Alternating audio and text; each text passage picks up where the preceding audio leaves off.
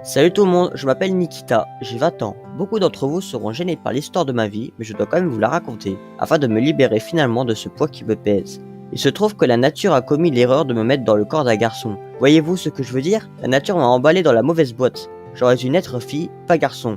Et n'allez surtout pas penser que je suis fou. Il s'agit d'un sentiment intérieur assez difficile à transmettre avec des mots, et avec lequel il est encore plus difficile de vivre.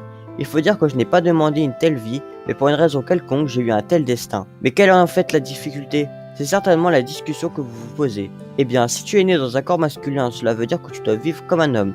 Quel est le problème? Le problème est que mon essence féminine s'est manifestée dès ma petite enfance. Et plus tard, tout était affiché.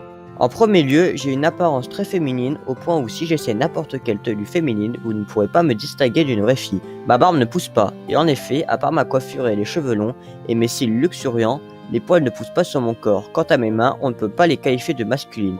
En général, mon corps n'est apparemment pas d'accord non plus avec le fait que je sois un mec. Deuxièmement, il y a ma voix.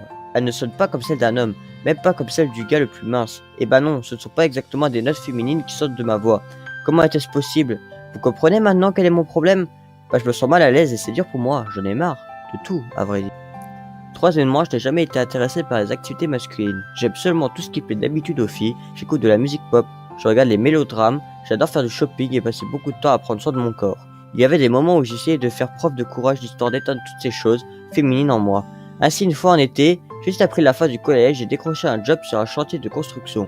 J'ai donc commencé à m'habiller avec des vêtements qui me plaisaient pas du tout, je me lavais moins souvent et faisais des pompes sur les poings. Mais les commérages dans mon dos se sont accentués. Les gens autour de moi ne se lasseront jamais de discuter de mon apparence et de faire des séries de blagues déplacées auxquelles en passant, j'ai arrêté de faire attention depuis longtemps. Bien que non, je mens quelque part au fond de mon âme, cela me fait encore mal. Vu qu'après mes journées, je pleure la nuit, le visage enfui dans l'oreiller. Bref, en 2 mois de travail sur ce chantier de construction, je me suis rendu compte que les travaux durs et sales ne sont certainement pas faits pour moi. Au passage, je pense que vous vous posez des questions sur mes parents. Qui sont-ils? Que pensent-ils d'un tel enfant? Des questions du genre quoi? Il faut dire que mon père a toujours voulu un fils, contrairement à ma mère qui voulait une jolie fille. Merde, quelle ironie! Ceci étant, mes parents m'ont traîné chez divers spécialistes juste après que je leur ai dit pour la première fois que je n'aurais pas dû naître garçon. Pour la plupart, tous ces spécialistes n'ont fait qu'un geste impuissant, mais il y avait aussi des gens intelligents qui offraient des examens très coûteux, en vain et sans aucun espoir pour ma correction. Et plus je vieillissais, moins mes parents me cachaient leur mécontentement. Cependant, mon père m'a soumis à plusieurs reprises tout son mépris. Selon ses dits, il voulait un vrai fils, un mec fort et pas une erreur de la nature aussi fragile que moi. Le temps passait et je pensais de plus en plus à une opération de changement de sexe. Il fallait à cet effet que je me décide. J'avais peur, mais je ne voyais pas d'autre solution.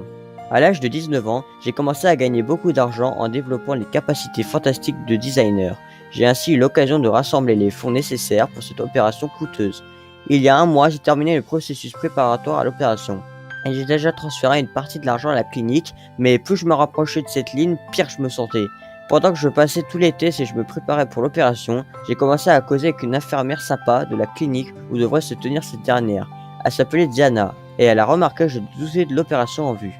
Bref, nous avons beaucoup échangé, et finalement, il y a 1 semaine, nous avons eu notre premier rendez-vous. Auparavant, je n'avais jamais été avec une fille. Diana m'a avoué ses sentiments et m'a dit qu'elle m'aimerait tel que je suis. Et qu'il est merveilleux l'amour.